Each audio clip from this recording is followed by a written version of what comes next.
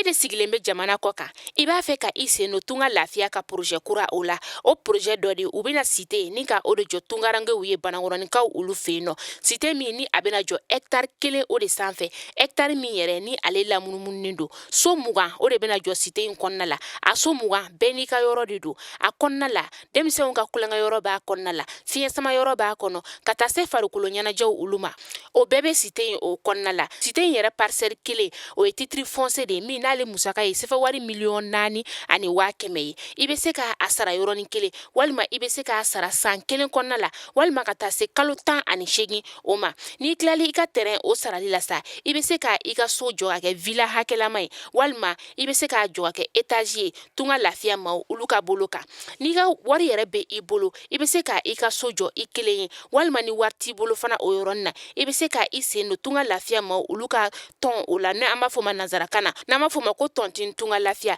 walasa ka se ka I ka so ale jɔ cité o kɔnɔna la o t'a bannen dɛ tunga lafiya ma o bɛna tila ka immeuble fana jɔ cité in kɔnɔna la immeuble min n'i bɛ se ka appartement o san chambre 3 de b'a kɔnɔna la ale ni salon 1 a musaka bɛ t'i jɔ sefa wari 15,000,000 la ka taa se sefa wari 17,000,000 ma I bɛ se ka o fana sara dɔɔni fo ka taa se san 2 ani tila ma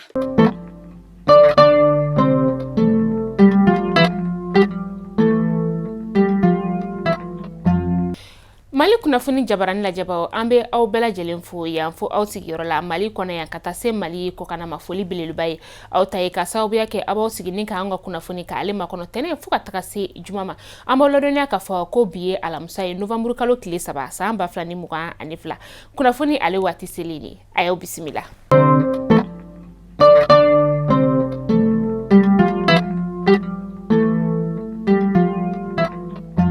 kunnafoni daminɛla bi kunu novembre kalo tile 2 san 2022 tilela fana tɔw donna waati min na sa Burkina Faso kaw ka cɛmancɛ fanga jamana ɲɛma n'o ye Ibrahima Traoré ale ni a cɛkɛɲɔgɔn kɔni nana anw ka faba o kɔnɔna la yan nɔ an ka cɛmancɛ fanga jamana ɲɛma n'o ye colonel Assimi Goïta ye ani an ka gouvernement ma u kɔni ye nin ma an ka dunanba ninnu ni ka olu bisimila an ka pankuru jigi yɔrɔ kɛnɛba o la an ka gouvernement ɲɛma ni o ye ministre ɲɛma ye sa n'ale ye colonel Abdoulaye Maiga ye ka taa se CNT ɲɛma ma ni o ye colonel Maliki Jaw ye bɛɛ lajɛlen tun bɛ nin pankuru jigi yɔrɔ kɛnɛba in o la ni jamana ɲɛma fila kɔni ye ɲɔgɔn kuma ɲɔgɔnya u maa fila u ni ɲɔgɔn cɛ o kɔfɛ sa u tilala tuguni u ni maa minnu kɔni nana ɲɔgɔn fɛ n'olu fana sigira ni ka ɲɔgɔn kuma ɲɔgɔnya ni bɛɛ lajɛlen bolila fɛn min kan sa o de ye Mali ni Burkina Faso ka bolo di ɲɔgɔn ma ale tɔ bɛ se ka sinsin cogo min na walasa ka se ka kɔrɔgɛlɛn diinɛ tigilamaw ni ka olu kɛlɛ ka bɔ an ka jamana o kɔnɔna la yan nɔ k'aw ladɔnniya k'a fɔ ko Burkina Faso kaw ka jamana ɲɛma n'o Ibrahima Traoré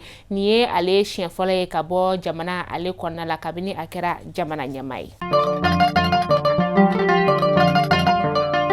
an ka ministre min bɛ yen nɔ ni ale ɲɛsinnen bɛ lakana koɲɛw ma ale ye sɛbɛnfura bɔ k'a yira k'a fɔ ko nin wagati in na a yirala k'a fɔ ko fɛn min ye an ka bugunatigɛ sɛbɛn ye ni o ye carte d'identité nationale ye ale kɔni tɛ ka ye ɲɛ la k'a sababuya kɛ maa dɔw kɔni donnen bɛ nin bugunatigɛ sɛbɛn ye ale ye dilanni na k'a b'a da bɛɛ lajɛlen tulo kan k'a fɔ ko bugunatigɛ sɛbɛn in yɛrɛ n'o ye carte d'identité nationale ye a kan ka dilan cakɛyɔrɔ minnu fɛ sa o de ye an ka ba polisilakaw ka yɔrɔ ka taa se an ka tɔnbolomaw ma ni o ye gendarmerie ye ani an ka sɛbɛnfuraw bɛ dilan yɔrɔ minnu na olu le kan ka nin bugunatigɛ sɛbɛn ni ka ale dilan ani tuguni fana k'a fɔ ko bugunatigɛ sɛbɛn in fana a da gɛlɛyalen don ko nin wagati in kɔni na bugunatigɛ sɛbɛn ale ye sefa wari 340 de ka sababuya kɛ bugunatigɛ sɛbɛn yɛrɛ ale ye 200 ye ka taga se tɛmuru 100 ta ale ni tɛmuru 40 ta ma o b'a kɛ 340 ye maa min de kɛra sababu ye sa ko ka nin bugunatigɛ sɛbɛn in ka ale dilan dawɛrɛ la min tɛ nin da ye ko ni maa minnu kɔni kɛra sababu ye k'o kɛ ko ka taga u kɔfɔyɔrɔ la